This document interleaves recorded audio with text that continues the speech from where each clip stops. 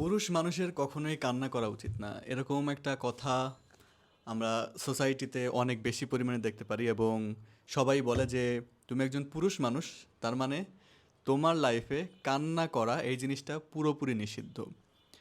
এখন এই জিনিসটার কারণে আহ, আমরা কি আসলে আমাদেরকে নিজেদেরকে বেশি পরিমাণে কষ্ট দিচ্ছি কিনা, আর এটা কি আসলেই ঠিক কিনা, সেটা একটু জানার চেষ্টা করবো আজকের ভিডিওতে।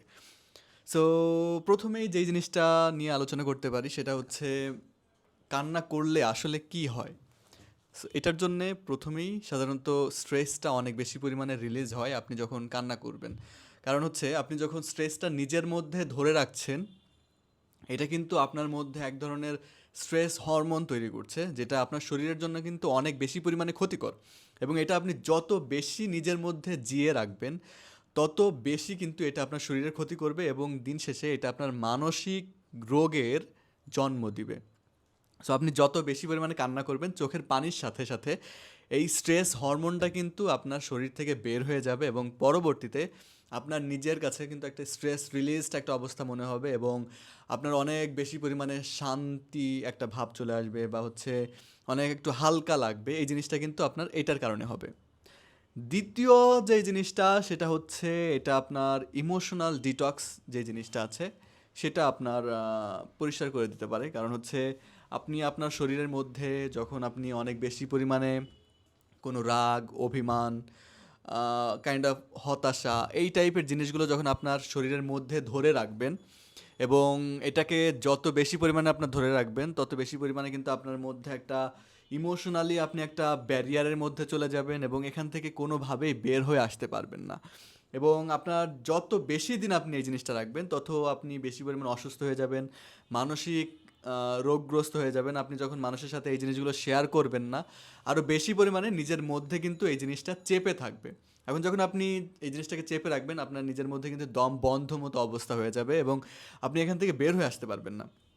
কিন্তু যখনই আপনি কান্না করবেন, কান্না করার সাথে সাথে ইনিশিয়ালি হয়তো আপনার কষ্ট হবে, কিন্তু এই কান্না করার সাথে সাথে আপনার চোখের পানির সাথে সাথে এই যে স্ট্রেস হরমোন বলেন বা এই যে খারাপ একটা অনুভূতি, এই জিনিসটা কিন্তু আপনার শরীর থেকে আস্তে আস্তে বের হয়ে যাবে এবং যখন আপনার শরীর থেকে বের হয়ে যাবে, আপনি কিন্তু একটা হালকা ভাব আপনার মধ্যে আপনি খুঁজে পাবেন।